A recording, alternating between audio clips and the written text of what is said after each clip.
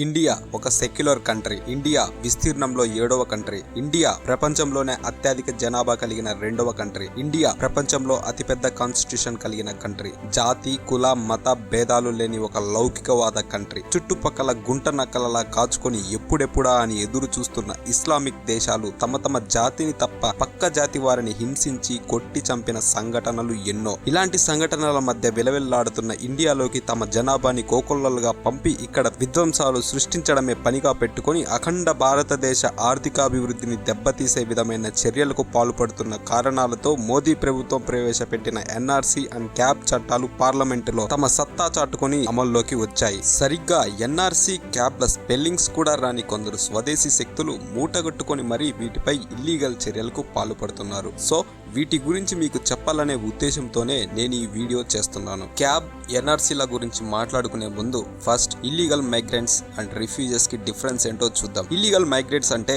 Proper documentation లేకుండా, proper permission లేకుండా ఇక్కడ ఎకనామిక్ డెవలప్మెంట్ చూసి ఎంప్లాయ్మెంట్ కోసం వచ్చేవాళ్ళు. ఇక్కడ ఏమైందంటే 1970 బంగ్లాదేశ్ లిబరేషన్ వార్ లో చాలా మంది బంగ్లాదేశ్ లో ఉన్న హిందువులు, ముస్లింలు పక్కనే ఉన్న వెస్ట్ బెంగాల్ అండ్ అస్సాంలోకి మైగ్రేట్ అయ్యారు. సో బెంగాల్లో ఉన్న హిందువులు బెంగాలీ మాట్లాడడం వల్ల కల్చర్ లో పెద్ద డిఫరెన్స్ లేదు. సో వాళ్ళని గుర్తుపట్టడం కష్టం. కానీ అస్సాంలో ట్రైబల్ పీపుల్ డామినేషన్ ఎక్కువగా ఉండడం వల్ల వాళ్ళకి చాలా ఈజీగా తెలిసిపోతుంది. అప్పుడే 1970లో స్టూడెంట్ యూనియన్ ఫామ్ అయింది. అప్పుడు జరిగిన గొడవల వల్ల ఇండియా ప్రైమ్ మినిస్టర్ ఇందిరాగాంధీ 1971లో ఒక అకార్డ్ సైన్ చేశారు. అదే 1971 ముందు వచ్చిన వాళ్ళు భారతీయులు, ఆ తర్వాత వచ్చిన వాళ్ళు కాదు అనేది దాని ముఖ్య ఉద్దేశం. కానీ ఇప్పుడు దాన్ని 1971 నుంచి 2014కి పెంచారు.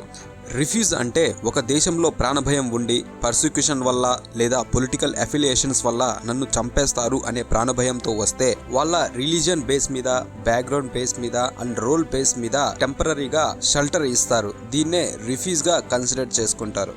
ఈ రిఫ్యూజ్ కి మన కాన్స్టిట్యూషన్ లో స్పెసిఫిక్ లా అంటూ లేదు. ఓన్లీ స్టాండర్డ్ ఆర్డర్స్ మాత్రమే ఉన్నాయి. అవేంటంటే నెంబర్ 1, నేను ఇండియాకి ఏమైనా సెక్యూరిటీ థ్రెట్ తీసుకువస్తానా? ఒకవేళ తీసుకువస్తే అతనికి ఇండియా షెల్టర్ ఇవ్వదు. ఒకవేళ లేదు అంటే నెంబర్ 2, నా వల్ల ఇంకేమైనా సెక్యూరిటీ థ్రెట్స్ ఉన్నాయా, అన్ని లాసెస్ ఫుల్ఫిల్ చేశానా అనే దాన్ని ప్రాపర్ గా చెక్ చేసి రిఫ్యూజ్ గా అలో చేస్తారు. ఈ రిఫ్యూజ్ కి vote, Aadhaar and political rights లాంటివి ఉండవు. ఫర్ ఎగ్జాంపుల్ 1992 బంగ్లా వార్ అప్పుడు చాలా మంది రిఫ్యూజ్ గా ఇండియాకి వచ్చారు. వాళ్ళందరికీ సిటిజన్షిప్ రాదు. Next NRC, national register of citizen. మన చుట్టుపక్కల ఉన్న బంగ్లాదేశ్, పాకిస్తాన్, ఆఫ్ఘనిస్తాన్ ఇవి అన్ని ఇస్లామిక్ స్టేట్స్. సో వాళ్ళు సొంత రిలీజియన్ మీద దాడి చేస్తారా అంటే చెయ్యరు. ఈ స్టేట్స్ లో ఉన్న హిందూ, క్రిస్టియన్లు ఇల్లీగల్ గా 2014 ముందు ఇండియాలోకి మైగ్రేట్ అయినప్పుడు వాళ్ళ డీటెయిల్స్ ని ప్రాపర్ గా చెక్ చేసి ఆ తర్వాత ఎన్ఆర్సీ సిటిజన్షిప్ ప్రొవైడ్ చేస్తుంది. ఒకవేళ ముస్లిం అయితే ఓన్లీ రిలీజియన్ పర్సిక్యూషన్ మీద వస్తే రిఫ్యూజ్ గా కన్సిడర్ చేసుకొని షెల్టర్ ఇస్తుంది తప్పితే సిటిజన్షిప్ మాత్రం ఇవ్వదు.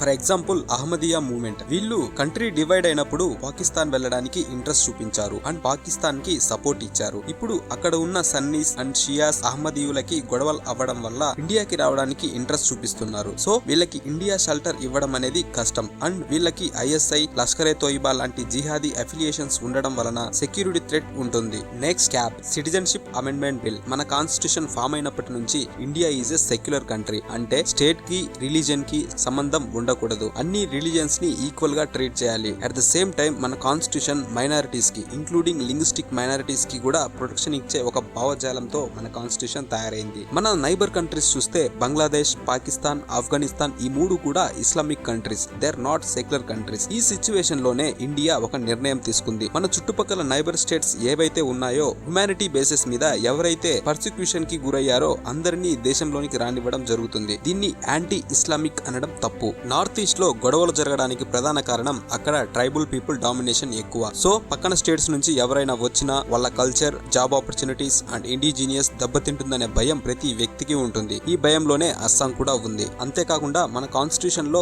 6th షెడ్యూల్ లో ఉన్న అస్సాం, మేఘాలయ, త్రిపుర, నాగాలాండ్ లాంటి ట్రైబల్ ఏరియాస్ లో ఇండియన్స్ వెళ్ళినా కూడా సిటిజన్షిప్ ఇవ్వరు అండ్ అక్కడ ప్రాపర్టీస్ కూడా కొనలేరు. క్యాబ్, ఎన్ఆర్సీ మెయిన్ కాన్సెప్ట్ ఏంటంటే ఇతర దేశాల నుంచి ఇల్లీగల్ మైగ్రేట్స్ గానీ అలో చేస్తే దేశం డెమోగ్రాఫికల్లీ దెబ్బతింటుంది. మన ఇండియాలో పార్లమెంట్ లో ఎవరుండాలి, అసెంబ్లీలో ఎవరుండాలి అనేది మనం కాదు, మన పక్క దేశాలు డిసైడ్ చేస్తాయి. ఫ్రెండ్స్, మీకు ఈ వీడియో నచ్చినట్లయితే లైక్ అండ్ షేర్ చేసి కిందనే కనపడుతున్న సబ్స్క్రైబ్ బటన్ మీద క్లిక్ చేసి సబ్స్క్రైబ్ చేసుకోండి. నన్ను ఫేస్బుక్ అండ్ ఇన్స్టాగ్రామ్ లో ఫాలో అవ్వండి.